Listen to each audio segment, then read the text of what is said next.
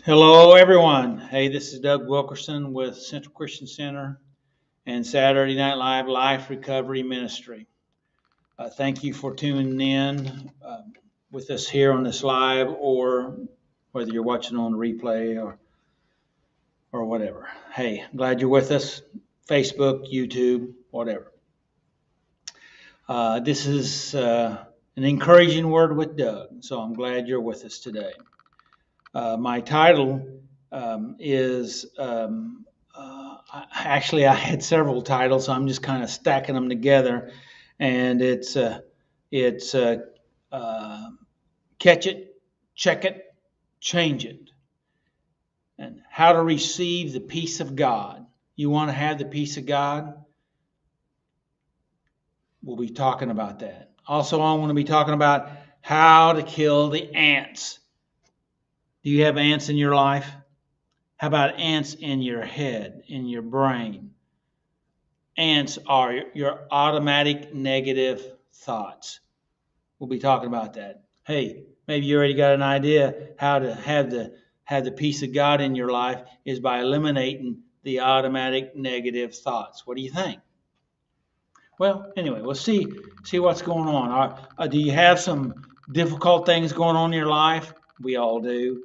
You have some troubles, some issues, some perplexing problems. We all do. Um, you either going to deal with those problems, or you're going to run and try to hide from those problems, either by avoiding them, denying that they're there, numbing them out, escaping some way, drugs, alcohol, some sort of obsessive compulsive behavior.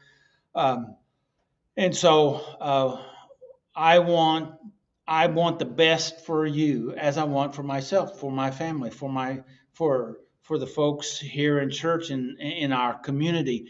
And the way you do that is by dealing with your stuff.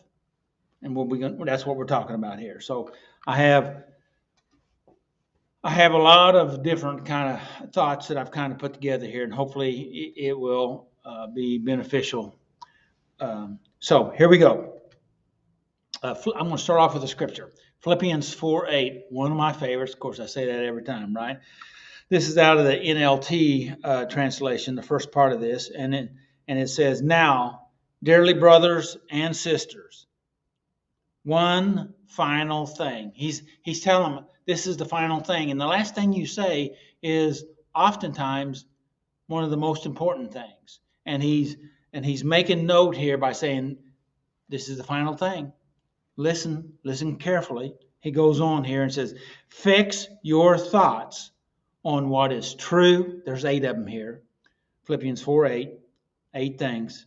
All right, 8 things in Philippians 4:8. Whatsoever things are true, whatsoever things are honorable, whatsoever things are right, whatsoever pure, whatsoever are lovely, admirable, think about these things. Whatsoever is excellent and whatsoever is worthy of praise. He told us to think about that, and the New King James says, meditate on these things. Okay, think on them, meditate on them, pray about them, ponder, whatever you want, however you want to say it. Okay, but we have to focus on what we want in our life instead of focusing on what we don't want. How many of you focus on what you don't want? A lot of us. But what we need to do is focus on what we want, not what we do not want. Okay. All right, verse 6. I'm going to back up a couple of scriptures here. Verse 6 out of Philippians 4:6. He says, "Be anxious for nothing, but in everything by prayer and supplication with thanksgiving, let your requests be made known to God." All the time I talk about ask, seek, and find. And here it is again, that where he has given us instructions that we need to ask. Okay, so important. We need to ask. We need to seek. We need to look and find. So, verse 7, "And the peace of God." Okay, if you will do these things, okay, then the peace of God, which surpasses all understanding. I mean, you can't figure it out. Oftentimes we humans think, well, if I can get my head around this, or if I can get my brain wrapped around this, if I can understand this, and to a degree, some of that is very, very true. But the fact of it is, God's got something for us, His peace, that we can't wrap our head around it. We can't figure it out. It's so big, so marvelous, so pleasant. We can't understand it. We just receive it. That's faith. It's a gift. He's given it to us. Now we have to get ourselves in position where He'll be able to give it to us. So He said, which surpasses all understanding, and will guard your heart and mind through Christ Jesus. That's good. And as I've already said, back in verse 8, there are chapter Philippians 4:8, and there's 8 things there. I'm gonna say them again. All right, these are the things we need to focus on. The things that are opposite of this, we don't want to focus on them because we don't want them in our life. Okay, so focus on what you want.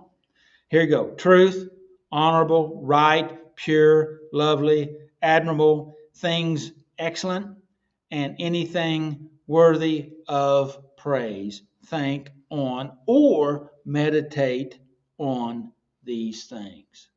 Focus on these things. Verse 9 out of Philippians 4. And if you do this and receive, you learn, receive, and do, then the peace of God will be with you. You want the peace of God? Focus on these things. Focus on these things. Now, I want to get to some of the psychological tools here. Now, they refer to this as a CBT hack. Okay, what that means is that you have CBT is a cognitive behavioral therapy. Okay, and it's basically how you think, all right, and how to help yourself to think better. And this is a tool to help yourself to structure yourself to go through a process to bring out better and more positive results. What we're talking about here today is to be able to have the peace of God. What keeps you from the peace of God? That'd be a great question to ask yourself. Okay?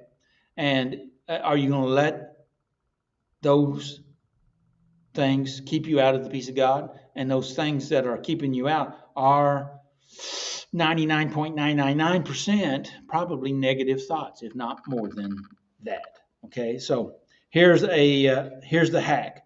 It's I've already mentioned it, and that is the 3 C's, and that is catch it, check it, and change it. These are tools. Tools only work if you work them. I've got to hurry. So number 1, catch it. Notice your anxious thoughts. It's so important to look so you can see. So notice your negative thoughts. Think about what you're thinking about. Check your body. See how you're feeling. Are you feeling anxious? Are you feeling disturbed? You need to catch it. You need to catch what's going on by being aware. Notice, okay? Could what you're thinking be causing you depression or anxiety? How about that? That's a question, right? And if you have depression and anxiety, it's probably based on what you're thinking. Well, not probably. It's very likely. Number 2, catch it. Okay. Check it. Catch it, check it. Second one's check it. Sorry. Check it. In other words, after you've noticed it, then you need to look at it. You need to stop and reflect on what you have caught or what you've noticed now. You need to start thinking about it. You need to start asking yourself some questions about what you've noticed. Like, what am I thinking?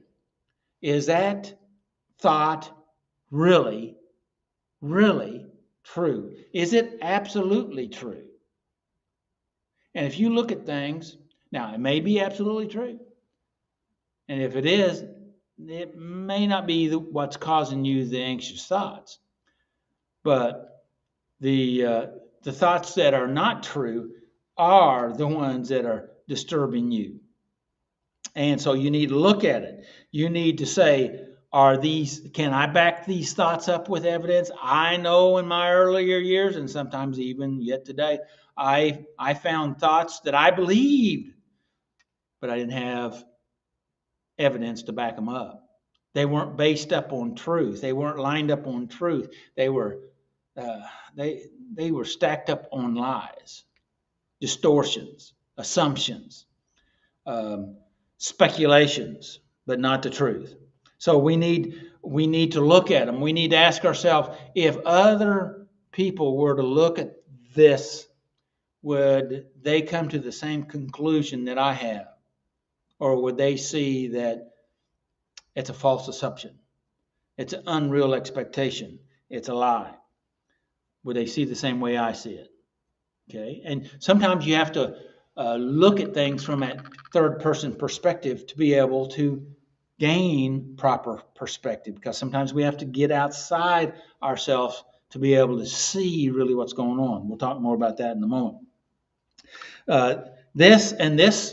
This part is sometimes really the hard part, because you fight with yourself. I fought with myself. And I didn't like what I was fighting. It was hard. It's painful. It was exhausting, but it was good. It was healthy. It was profitable. Because one of the things of it is, we all think that our thoughts are right. we believe our thoughts. But the question is, are the thoughts we're believing, are they based on truth? If they're not based on truth, then what are you living on? You're living on a lie. Do you want to base your life on lies? And how is that going to work out for you? If you base your life on a lie, will your life turn out very well? And you know the answer to that. So what we have to do is take a step back, gain a perspective, what I call the observer effect. Dr. Carolyn Leaf talks about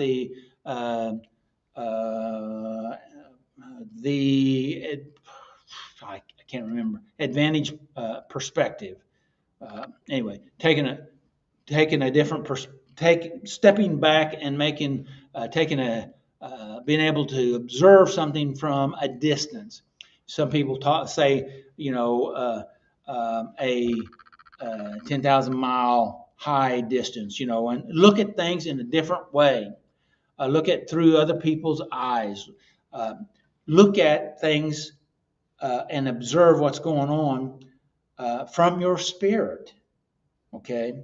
And not just from your flesh that's sometimes pushing us around, or the natural part of us. And when you do that, then you'll gain a different perspective.